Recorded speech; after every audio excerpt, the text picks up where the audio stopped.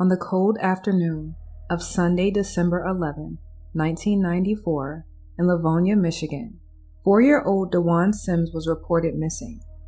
Wan was accompanied by his mom on an afternoon outing at a local mall to do some shopping, but that outing turned grim when he just seemingly vanished. No trace of him was ever found. It even brought into question as if he was ever there. Law enforcement performed a heavy search in the mall and surrounding areas. Little Wan did receive coverage, but it just didn't produce any positive or negative outcome. In fact, it left the community of Livonia in mystery and decades of uncertainty. An innocent child, gone, just vanished.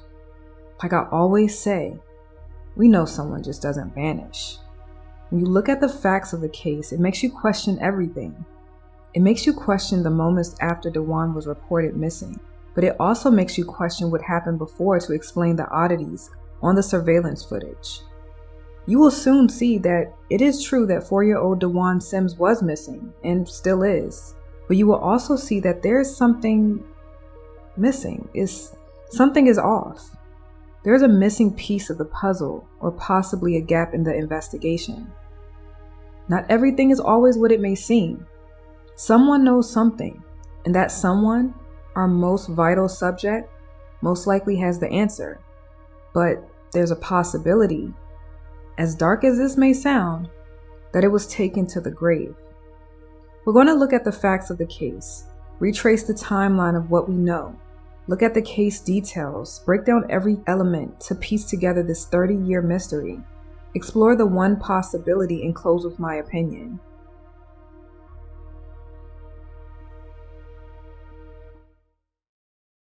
This is the Missing Found podcast. I'm your host, Jaden Harlow. Before we get into the case, I have a few details to share about the show.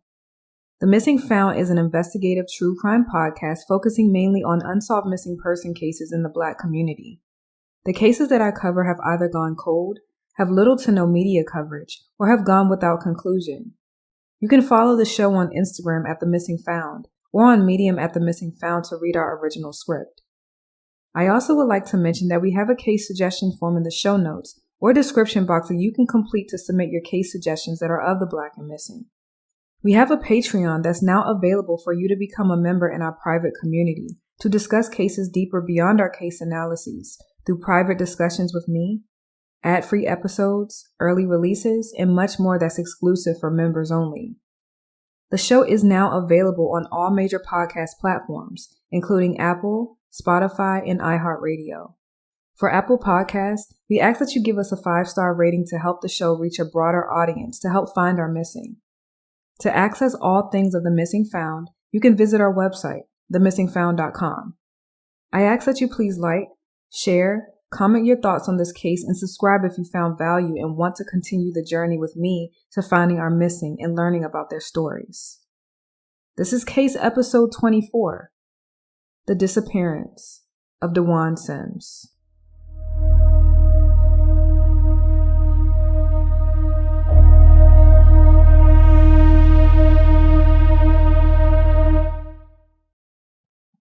Nostalgia for a moment. How many times have you went to the mall with your parents or any adult? I have some of my most cherished memories at the mall. From taking pictures with Santa and telling him that I want that 1995 Barbie dream house with the elevator, getting a Cinnabon or a pretzel with extra butter that aromatized the entire food court, and shopping at Hex for school clothes. We can't forget in the early 90s when Identikit was popularized when we went to the mall to get our fingerprints taken. Going to the mall was a nostalgic experience that many of us experienced in the 90s. It was the place to be on a Saturday afternoon after your Saturday morning cartoons, just to finish the night off with Blockbuster and Hollywood Video for your PlayStation or a new VHS tape to watch. Oh, the nostalgia of it. But then there's another side. Though the mall was such an experience, there was always a darker undertone. Something hidden in the underlayment of the neon lights and tile flooring. When you think about these cases like the ones, you remember the most popularized cases of mall kidnappings, like the 1975 case with the two sisters, Catherine and Sheila Lyons, who were ages 12 and 10. Both sisters were abducted from Wheaton Plaza, now called Westfield Wheaton in Wheaton, Maryland, which still remains unsolved today. You also think about the 1981 case of 6-year-old Adam Walsh, the son of America's Most Wanted John Walsh, who was abducted while playing a display video game at a Sears in Hollywood, Florida, and was later found dismembered, with only a portion of his body ever being recovered, still to this day. Mall abductions are just not really common, but they can and will happen if you're negligent on situational awareness or just at the wrong place at the wrong time. I can give you several cases that involve children, teens, and adults with abductions and incidents at the mall. Though they are not common, they still are daunting. In this analysis, you can't help but not remember the 1994 case of WanSims, who was reported as being abducted from the Wonderland Mall. So who was DeJuan? DeJuan Christian Sims was born on Monday, October 29th in 1990 to his mother, DeJuana Harris, and his father, who has not been publicly named, and he was born in Michigan. There aren't much details about DeJuan and his upbringing since he was only 4 when he went missing. We do know, just as any 4-year-old, he loved watching television, specifically the Mighty Morphin Power Rangers show, according to the Charlie Project. DeJuan lived with both his mother, DeJuana, and her boyfriend, later turned spouse, Victor Jackson, in an apartment building on the west side of Detroit. Now, on to the case details. The only way to understand this case is to understand what happened before DeJuan was reported missing. From here, we will discuss the series of events and the reported timeline. This is the timeline that DeJuana provided in her initial report. So let's start from the day before, on Saturday, December 10th, 1994. DeJuana, who was 25 years old at the time, and Victor had plans for a night out that evening. DeJuana started her preparation and self-care by starting with getting her hair done at the salon. She went to the hair salon and brought 4-year-old DeJuan with her. Prior to them going to the salon, she stopped at a fast food restaurant to get him some lunch. Because of the plans that evening, DeJuana arranged for DeJuan to sleep over at a family friend's home. The Great Debate. Sunday, December 11th, 1994. On the next day, DeJuana picked DeJuan up from the family friend's home sometime after 10 a.m. From there, DeJuana claimed that they went to the laundromat to wash clothes. She explained that she had a total of 5 loads of laundry to wash. At this time, while at the laundromat, DeJuan was said to have been present with his mother. After doing laundry, DeJuana mentioned that she drove to her mother, Beverly Harris's home, then back to her apartment on the west side of Detroit. Once she returned home, she found that Victor was sleeping and didn't want to bother him or wake him with having to babysit DeJuan. Instead, she stated that she took DeJuan with her to the Wonderland Mall so she can do some shopping. DeJuana said that she arrived to the mall at around 1:45 p.m., parked her vehicle, then both her and DeJuan entered through Target. She had planned to do some shopping at the Target, but she quickly noticed that it was too crowded. Assuming she walked through Target and entered into the actual mall, DeJuana said that DeJuan stood and paused outside of a toy store and asked her if he can go into the store to look at the Power Ranger action figures, but she didn't allow him to. DeJuana recalls walking past a perfume store, but shortly after, she noticed that DeJuan was not by her side anymore. Once she noticed that DeJuan was out of her sight, she claimed to have performed her own search around the mall to locate him, but was sadly unsuccessful. This self-performed search was ongoing for nearly 2 hours until she alerted a mall security guard. The report was said to have been made around 4 p.m. The mall security team took immediate action to try to locate DeJuan. In conjunction with the Livonia Police Department, they searched the mall, checked areas that were off limits to patrons. They checked inside stores, but nothing ever materialized from the search.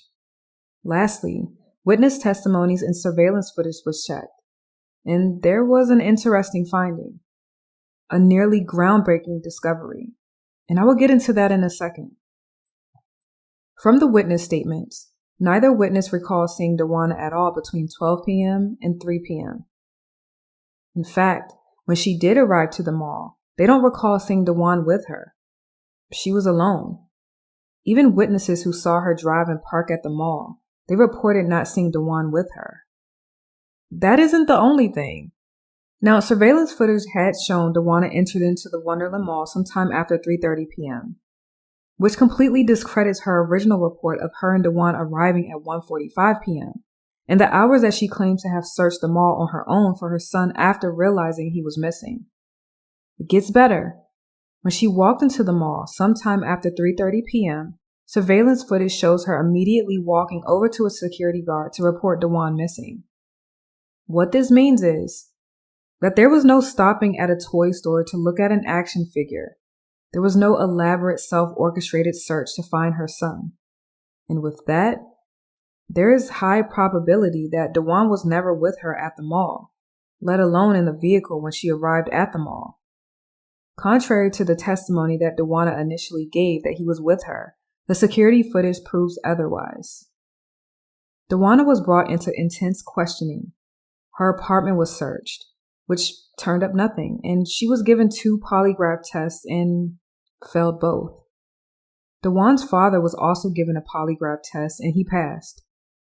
She claims her reason for failing both tests is due to the situation of her son going missing and her just being upset, which can impact the test.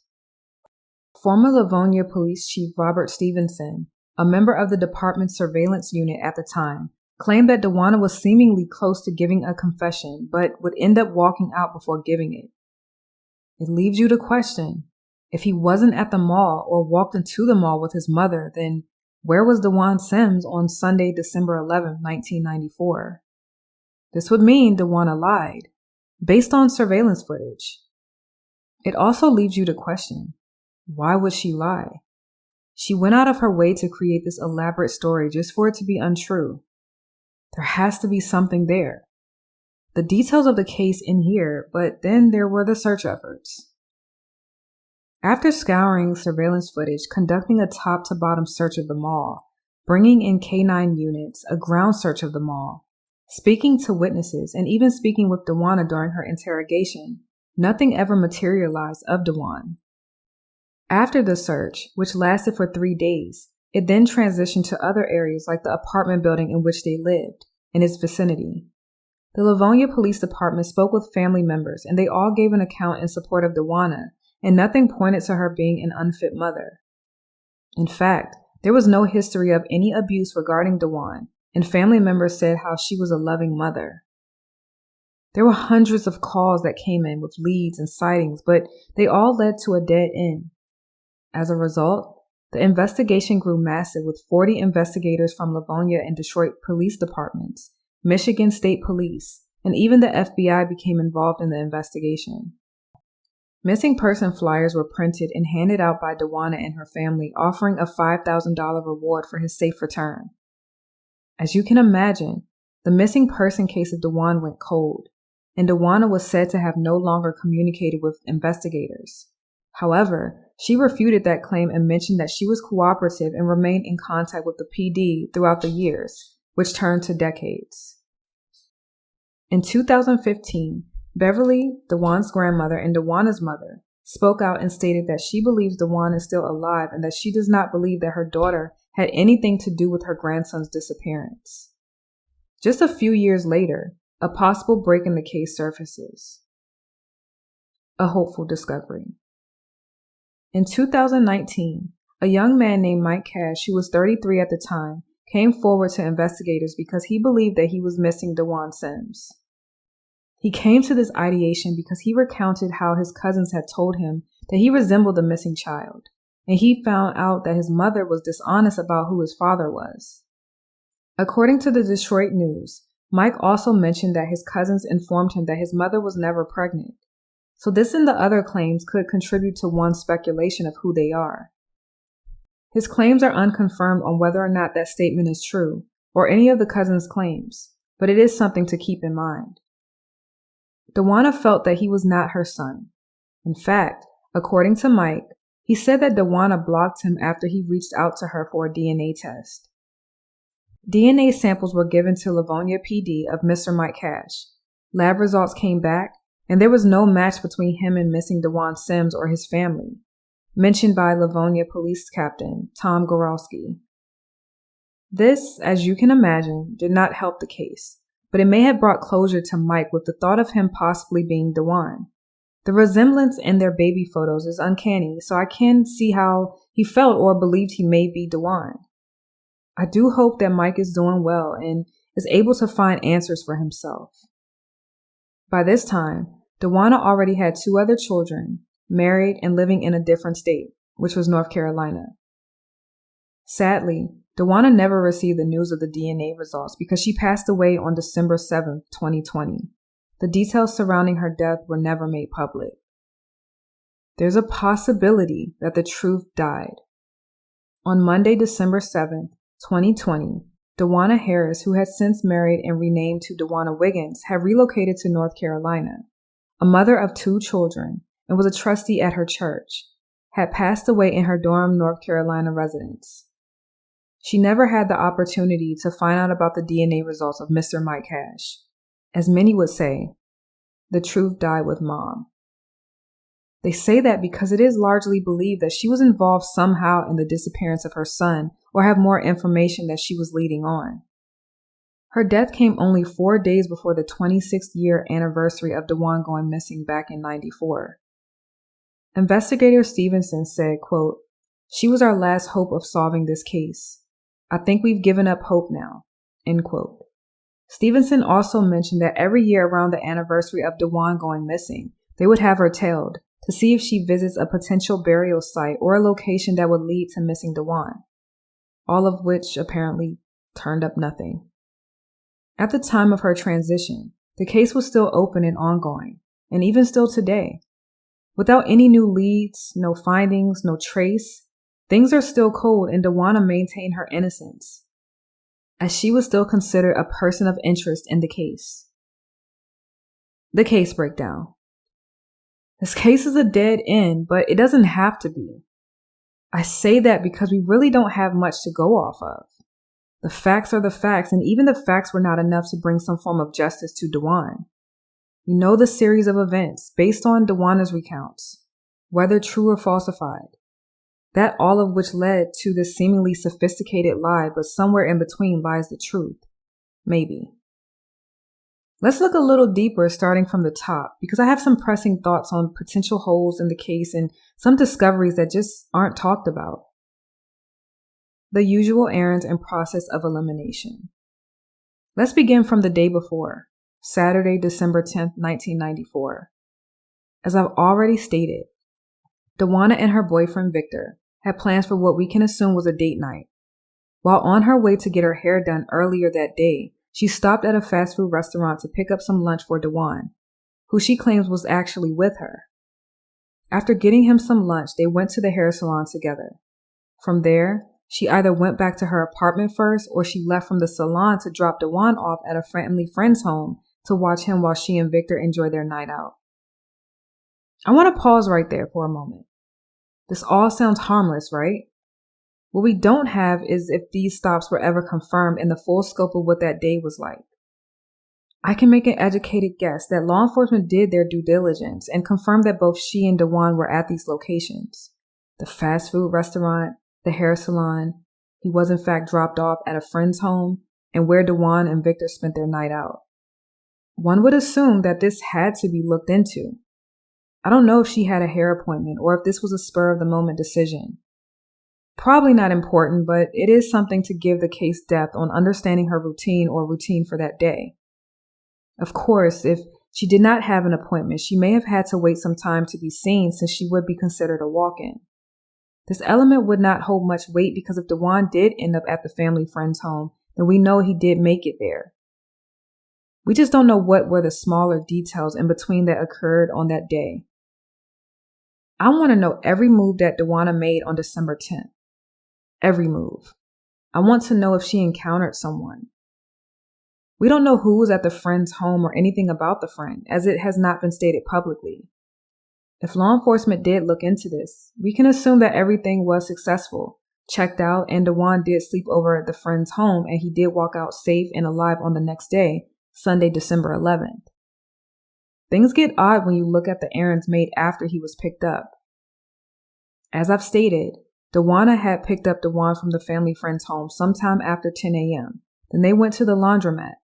With that, we can assume that Dawana at some point did go home or was already home to pick up their laundry to transport it with her to pick up Dawan, then head to the laundromat. The actual location of the laundromat I could not locate, but Dawan was said to have been with her. I cannot confirm or verify if this stop at the laundromat was confirmed to have been with both Dawana and Dawan. She claims that he was with her, but I don't have a formal statement released to confirm if Livonia PD was able to verify this or if the laundromat had surveillance cameras to verify. Remember, this was 94. Surveillance cameras were in existence, of course, but there were also some stores that did not have them yet. After the laundromat, the next stop was at her mother Beverly's home. Beverly lived on the 6000 block of Fielding Street in Detroit. They stopped at her home. This is another element that we don't know what the stop was for, how long, why she made the stop, and if the stop was actually made. I know what some of you are thinking. Why can't she visit her mother's home? Well, when you have a case like this that is of a missing child, everything requires truth verification. The reason for the stop has to be looked into to see if the stop was actually made and true, or if it was not. If the stop was true, what was done in this stop? Could there have been a confession in panic or just a stop by to say hello? I hope you see where I'm going with this. Again, those pertinent details. Did Dawana get out of the car? Did Dawan get out of the car? Or did Beverly walk to their car? Did they both go inside to Beverly's home? Dawana then heads back home, assumingly to drop off the laundry and Dawan. Dawana, from what I can see, she lived at Skygate Apartments on the 6500 block of Yale Street in Westland, Michigan, which is around a 30-minute drive from her mother's home. I want to also state that I was going back and forth on this address. The years are a little odd in my research, but it is believed that to be her residence around the time Dawan went missing. Dawana claimed to have initially wanted Victor to watch Dawan so she can go to Wonderland Mall to do some shopping, but he was asleep. Let's pause there. This is another element where it's based on one's personal behavior, and I will get to that in a second. You have to remember that Dawana picked up Dawan from the family friend's home sometime after 10 a.m., so though we don't have a definitive time, we can assume it was sometime within that hour. They went to the laundromat, which could have been about a 2-hour trip or longer since she said she had 5 loads of laundry. Keep in mind, this is on a Sunday morning, supposedly, so it may have been a little crowded. Someone would have had to see both Dawana and Dawan. Remember, we're just trying to fill in the gaps of when something could have transpired, and our timeline is based off of Dawana's accounts, which I cannot confirm if they are true recollection of series of events or if it was altered. A lie. A typical cycle for a washer at a laundromat can vary between 20 to 40 minutes based on the cycle type and load size. Coupled with 5 washing machines going at one time since she had 5 loads. After washing the 5 loads, she would have had to transition to drying the clothes or items. Drying time could vary because she could have used less machines or had a smaller or larger load per dryer. This drying time can vary between 20 to 60 minutes. You have to also consider if she had different machines running at different times and also account for the folding time. This laundromat trip could have easily taken 2 or more hours. The visit to her mom's home is not given a span of time, but we can assume that she ended up going home sometime in the afternoon, possibly mid-afternoon. It also makes you question, how close was this laundromat to the friend's home? Typically, when someone washes clothes at a laundromat, they typically go to a laundromat in their vicinity. Her mother lived 30 minutes from where she lived, and that is quite the distance to drive. This is why I question the lack of details regarding the visit to her mother's home, for how long and why. We don't know how far the friend lived from Dawana. You also question, why couldn't Beverly watch Dawan? These are just questions, right? Now, human behavior. Why would Victor be asleep at this hour? Sure, I've taken afternoon naps quite often, and I'm sure you have too, but I can't tell if this is her being truthful or if there is something else there. It just seems convenient for him to be asleep. which in a sense relieves him from the responsibility of having to babysit Dewan while Dewana goes shopping, or any possible involvement of having anything to do with his disappearance. Almost like he is off the hook because he was asleep. Almost counting him out. I want you to also keep in mind that this could very well be true, that he was in fact asleep. We don't know where they went on date night and exactly when the night ended for them. Was he actually asleep, or was Dewana covering something? Like I've said, it almost eliminates his possibility of involvement because he was asleep, leaving it on Dewana. The sophisticated lie. But why? Once she left home, she claimed she had gone to the mall and that's where he went missing. However, we find that to be untrue. Based on surveillance footage, she actually entered the mall sometime after 3:30 p.m. and walked over to the mall security guard to report that her son went missing in the mall. If Dewan was picked up sometime after 10 a.m. and she walked into the mall on or a little after 3:30 p.m., that left her with a 5-hour window. I ask you this question. Could she have done all of that in 5 hours?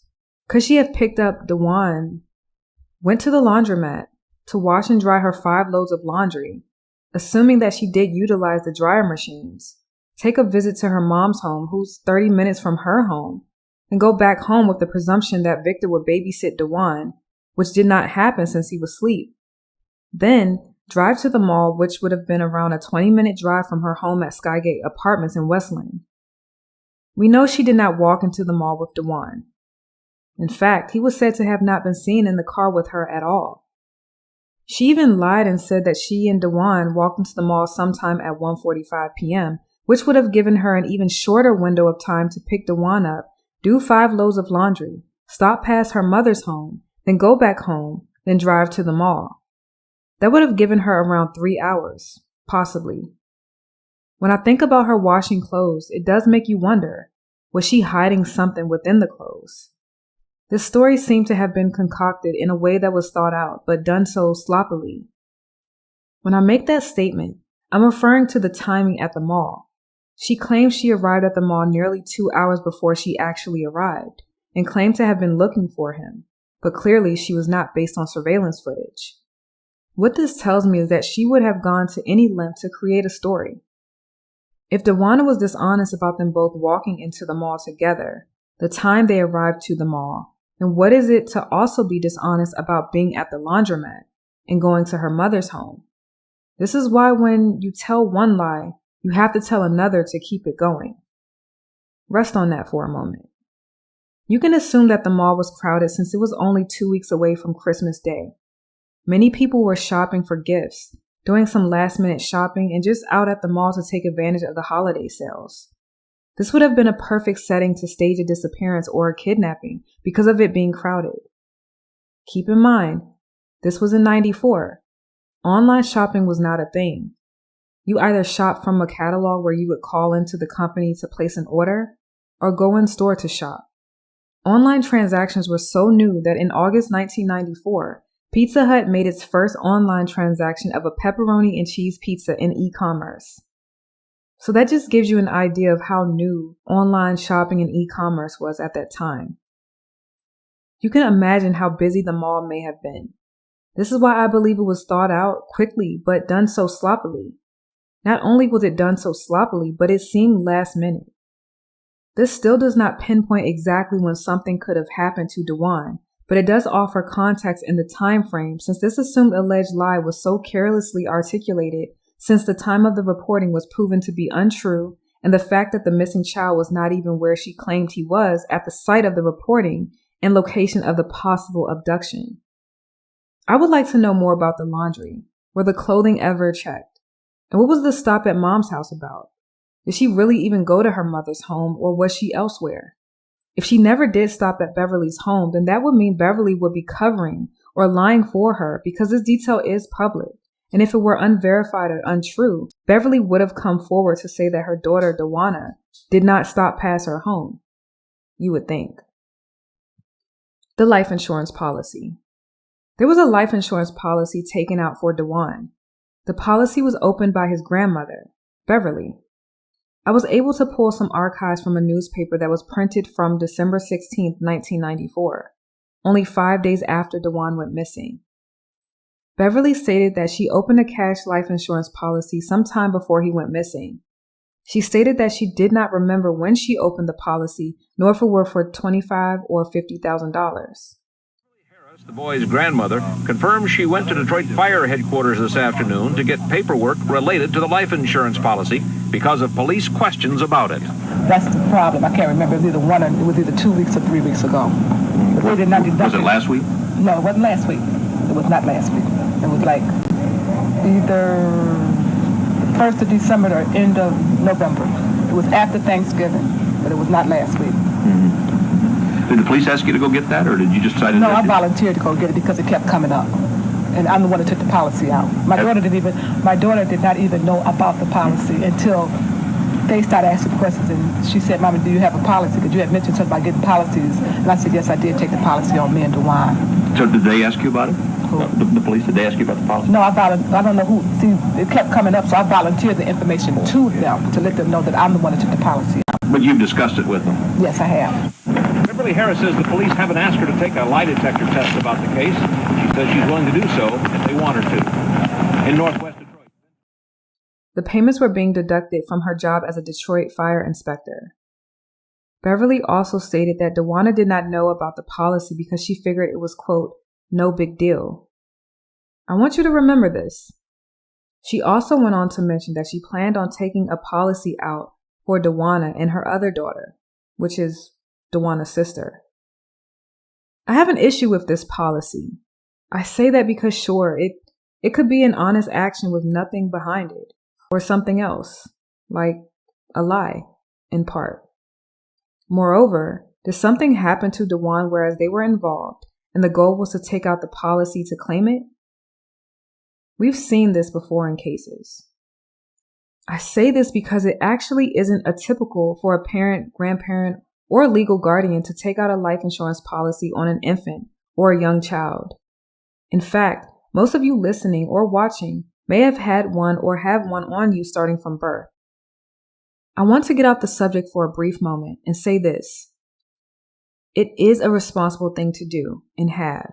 And if you don't have a policy on yourself or your child, I strongly encourage you to get one. There are several resources out there to learn about life insurance and find the best one for you when you transition to cover your homegoing and final expenses, debts, and leave something for your family if you choose.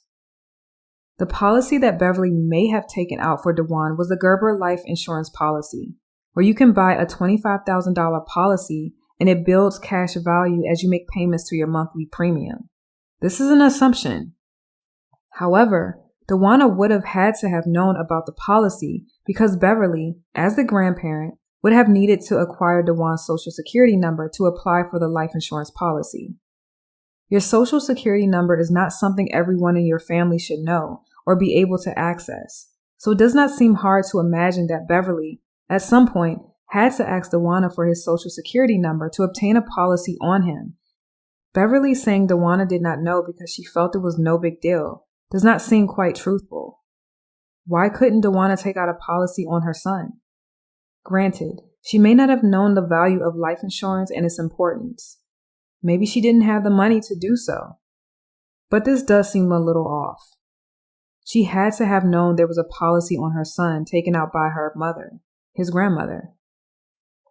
Whether she was telling the truth or not, I'm unsure if she stated that DeJuan did not know to potentially conceal the fact that people may suggest or allude to DeJuan harmed DeJuan or no more than what she has communicated so that she can obtain the death benefit, which she would have had to produce a death certificate in order to acquire the benefit.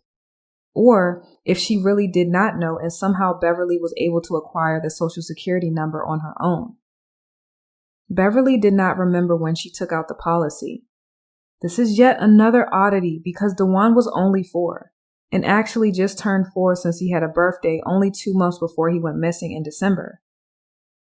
Within those 4 short years of his life, prior to him going missing, Beverly, when did you take out the policy? It just does not make sense.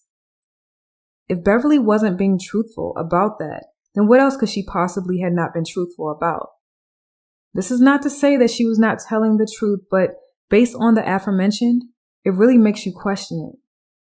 It also makes you question DeWanna stopping at Beverly's home that day. It makes you question the life insurance policy.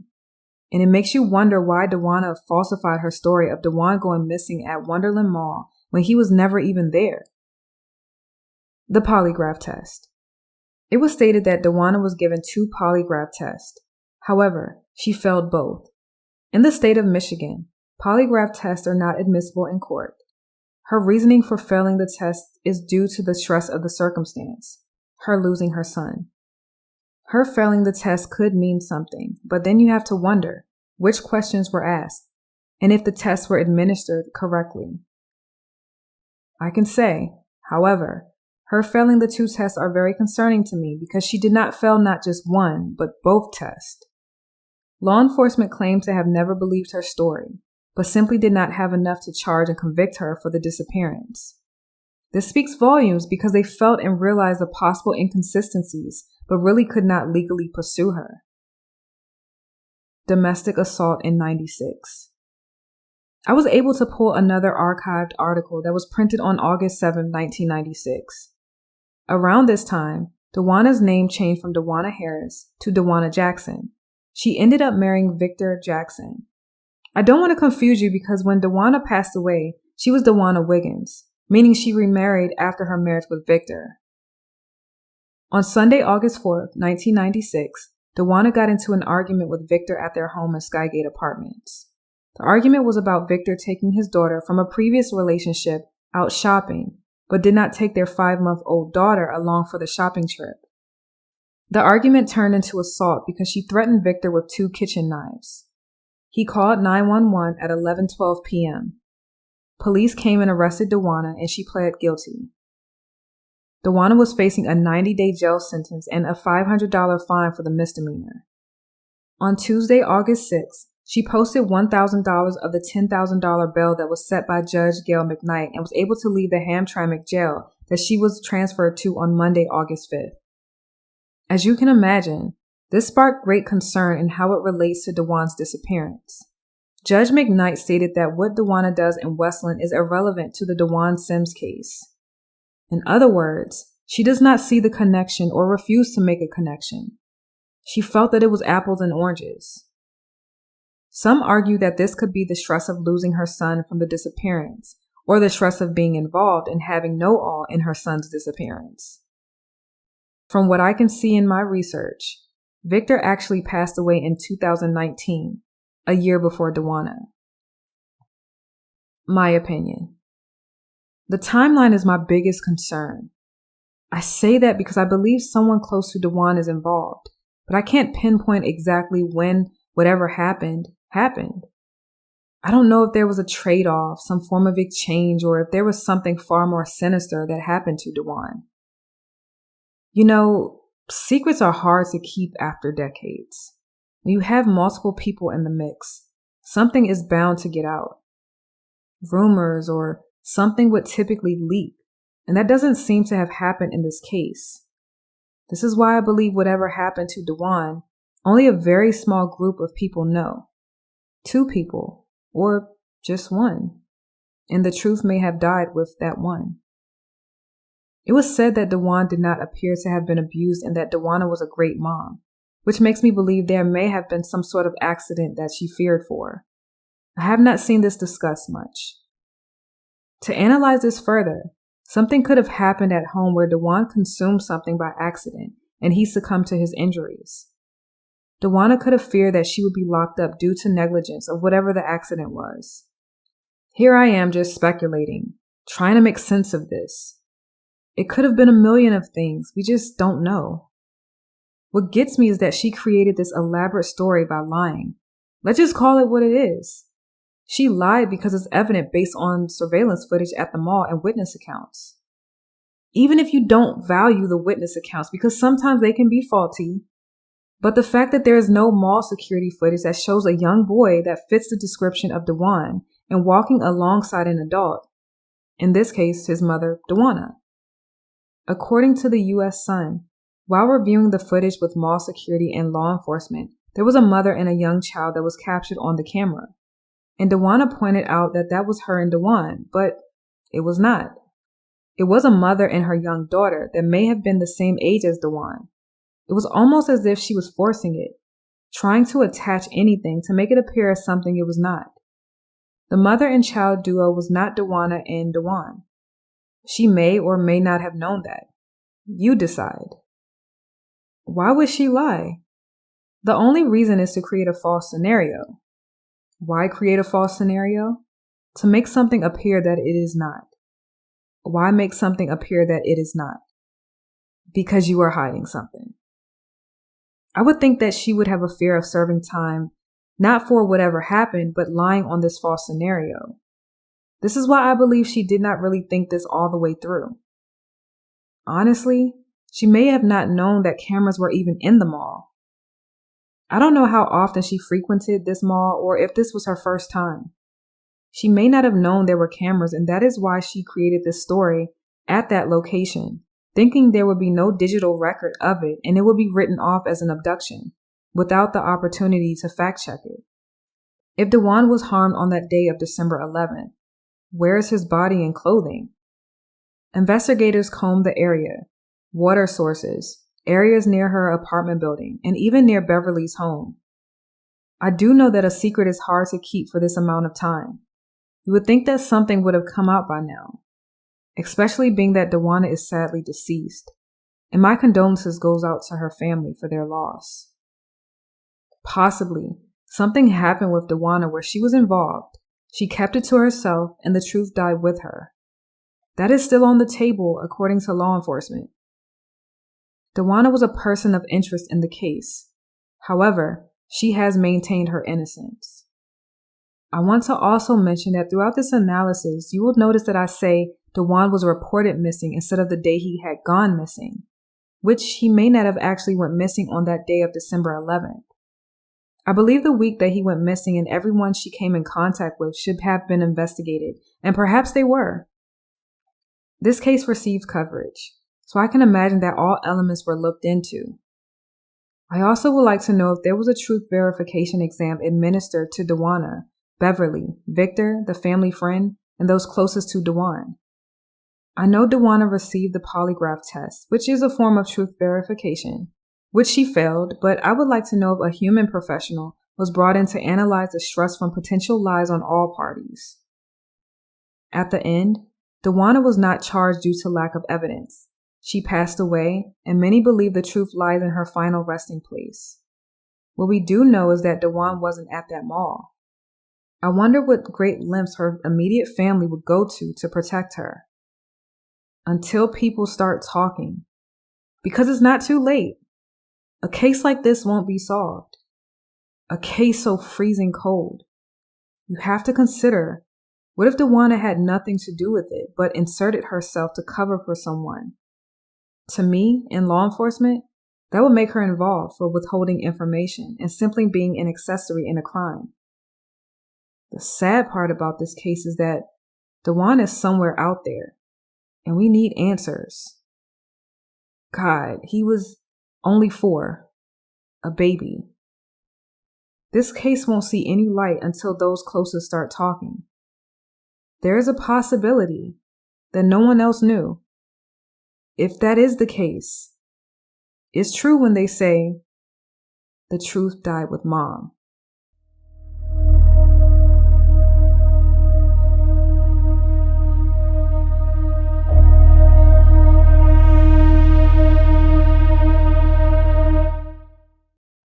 If you have any information or leads in the disappearance of WanSims, his current whereabouts, or any information concerning Dewan, it should be directed to Livonia Police Department at 313-421-1920. The case is still open today. I thank you for your viewership of Dewan's case. I know someone holds the answers to this 30-year mystery. As always, I ask that you be respectful in the comments and think critically before you comment negatively. Remember, this can happen to any of us, and I'm only doing what I would want done for me, and as you may want done for you. Take care of yourself. Please be safe, be vigilant, and always be aware of your surroundings. May God bless and keep you all. Tips, but so far, all leads have hit a dead end. TV News' Tamara Iwerts joins us now live from the Livonia Police Department with the latest on the search for DeJuan. Tamara? Well, Rich, without a doubt, police here are very frustrated. The tip line continues to ring. The tips keep coming in. The detectives are checking them out, but so far they have all been empty leads. In fact, investigators say they still have no proof that WanSims was ever even at the Wonderland Mall on Sunday, but they keep hoping to hear from somebody who did see him there. This home video shows little WanSims in happier times. His mom says he disappeared from her side Sunday at the Wonderland Mall. Be thankful in all circumstances. This is what God wants from you in your life, in union with Christ Jesus. 1 Thessalonians chapter 5, verse 18.